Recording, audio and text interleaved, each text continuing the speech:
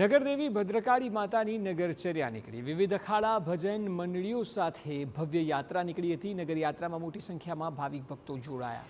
યાત્રા પહેલા માતાજીને પોલીસ દ્વારા ગાર્ડ ઓફ ઓનર અપાયું હતું। મેયર અને સ્ટેન્ડિંગ કમિટી ચેરમેને પહિંદ વિધિ કર્યા બાદ યાત્રાનો પ્રારંભ થયો।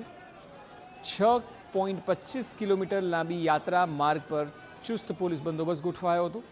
જગન્નાથ મંદિર પર માતા ભદ્રકાળીની યાત્રાનું ભવ્ય સ્વાગત કરાયું। અમદાવાદમાં જેમ જગન્નાથની રથયાત્રામાં વિવિધ અખાડા જોડાય છે તેમ નગરદેવીની રથયાત્રા પણ ધજા પતાકા અને અખાડા સાથે નીકળી। આ યાત્રા જ્યારે મ્યુનિસિપલ કોર્પોરેશન પહોંચી ત્યારે મેયર દ્વારા તેનું ભવ્ય સ્વાગત કરાયું।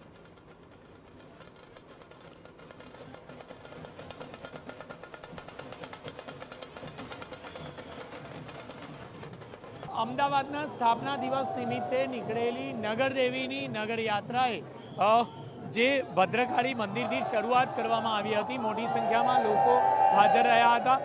કોર્પોરેશન પર જે રીતે ભગવાન જગન્નાથજીની રથયાત્રાનું સ્વાગત કરવામાં આવે છે, મેયર દ્વારા સ્વાગત કરવામાં આવે છે, તે જ પ્રકારે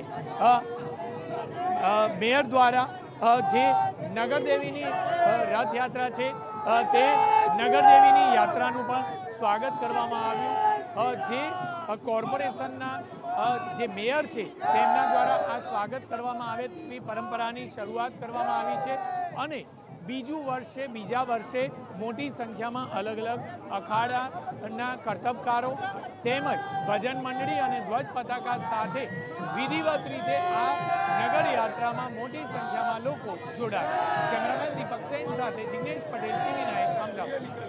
ભદ્રકાળી માતાજીના આશીર્વાદથી આજે અમદાવાદ શહેર સુખ, શાંતિ અને સમૃદ્ધિ છે।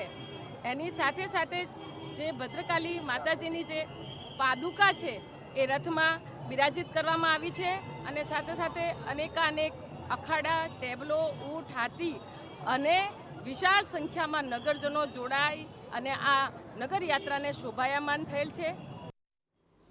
માન્યતા અનુસાર માતા ભદ્રકાળીની કૃપાથી અમદાવાદ શહેરમાં સમૃદ્ધિ અકબંધ છે। અમદાવાદમાં દર અષાઢી બીજે પ્રભુ જગન્નાથની ભવ્ય રથયાત્રા નીકળે છે ત્યારે નગરદેવી ભદ્રકાળીની શોભાયાત્રા જમાલપુરના જગદીશ મંદિરના પ્રાંગણમાં પહોંચી ત્યારે મહંત દિલીપદાસજી દ્વારા તેને ઉમળકાભેર વધાવવામાં આવી।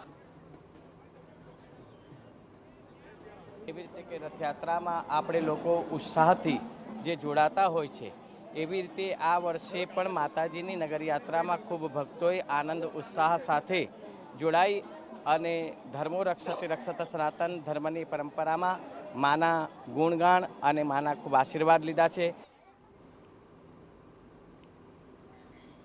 આજથી બોર્ડની પરીક્ષા શરૂ થઈ હોય, વિદ્યાર્થીઓને કોઈ તકલીફ ન પડે તેનું પણ ધ્યાન રખાયું હતું। નગરયાત્રાના રૂટ પર જ્યાં જ્યાં શાળાઓ આવતી હતી ત્યાંથી પસાર થતી વખતે મ્યુઝિક બંધ કરી દેવાયું હતું।